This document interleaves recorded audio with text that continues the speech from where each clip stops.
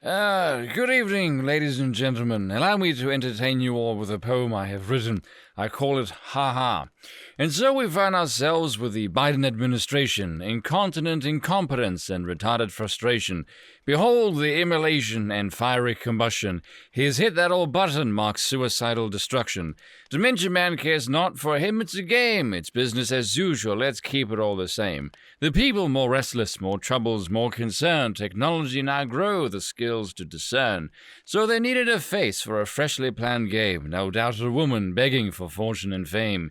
His choices now limited. He looked at his bench and plucked a wild strumpet, a loudmouth old wench. Inflation, shortages, the high price of oil. Never mind all of that, let's hear demented gargoyle. She's known for the singing, oh Lord, all that noise. Dear God, make it stop, cried all the girls and all the boys.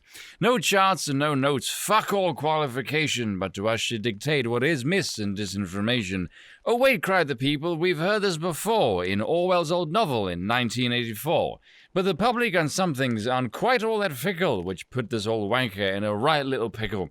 She thought she could own the whole public sector, but fuck that we thought, for soon we'll just wreck her. And so came the wave, the digital tsunami, full of merciless ridicule, a memeing great army.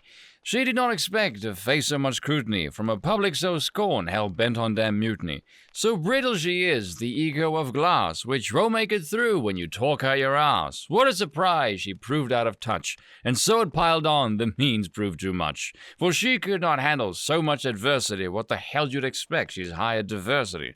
And so she decided to tender the resignation, now out in her ass, a worthy destination. But she's left a really bad taste, very much so sour. Be patriarchal, gentlemen, don't put women in power. And so a roar of cheers could be heard all around as the creepy Ministry of Truth-esque board dissolved amid a flurry of righteous mockery. What an amusing spectacle that all was. Now, I happened to catch wind of this news in my sails before the press conference about this came out, and the cope was gloriously idiotic. A coordinated right-wing disinformation campaign it was.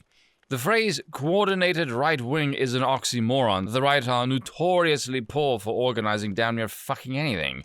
What simply happened was the basic premise behind Libs of TikTok. The raw footage of this demented discount Bruce Jenner-looking thing flooded the whole internet, singing about wanting to be rich, famous, and powerful, stepping on all of her enemies, not doing a thing, doesn't want to work.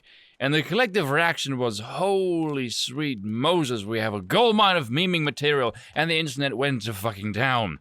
It's only when you look beyond the memes where it gets even worse, where she herself has the scorching track record of peddling disinformation that even organizations that would otherwise sing her praises have come out admitting they are in fact true. Has she corrected herself? Fuck no. So we've got an unqualified, arrogant, entitled know-it-all that refuses to acknowledge any kind of wrongdoing.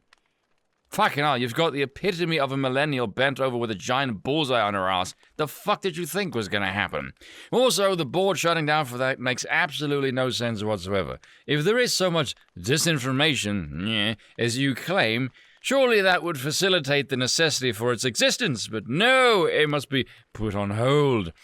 Oh, up until now, for two new faces have been brought in, Michael Chertoff and Jamie Gorelick.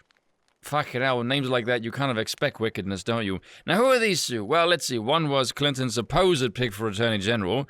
The other, former Bush Homeland Security Secretary. So Biden's appointing a Bush boy and a Clintonian cretin. You'd be hard-pressed to find a more clear example of the voting being a farce and Democratic and Republican are mere illusions of choice. The administrative state is one coin with two sides, ladies and gentlemen. And if you're thinking to yourself, hang on a minute, does that Bush gentleman have anything to do with the Patriot Act by any chance? Oh, of course he fucking does. He was the co-author of the fucking thing. Oh, but the duo will focus on answering two pivotal questions. How DHS can appropriately address disinformation that poses a threat to our country while protecting free speech, civil rights, civil liberties, and privacy, and how it can achieve greater transparency and increased trust. You must be taking the mickey, because those are all antithetical to a state actor's power, and they brought in the co-author of the act that violated all of those things in a grotesque manner. This is empty word salad, everyone knows this. And this is why government induces chaos, because chaos, and particularly war, allows them to expand government far beyond, let's say, what the America's precious Constitution allows. By the way, the Constitution is an absolute joke. It is nothing but an instrument of centralization. And if the Republicans are daft enough to believe that is the saving grace of their nation, they don't know anything about America's original government. Because we all know 4th of July, 1776, America's great Independence Day, whoop-de-doo. What was America's first government? Most don't know. It was a Continental Congress, the Articles of the Confederation. Who was America's first real president? John Hanson. When is the Constitution ratified? June the 21st, 1788, 12 years later. What happens in those 12 years that requires the Constitution? Perhaps you should go look that up. And that's all for today. Until next time.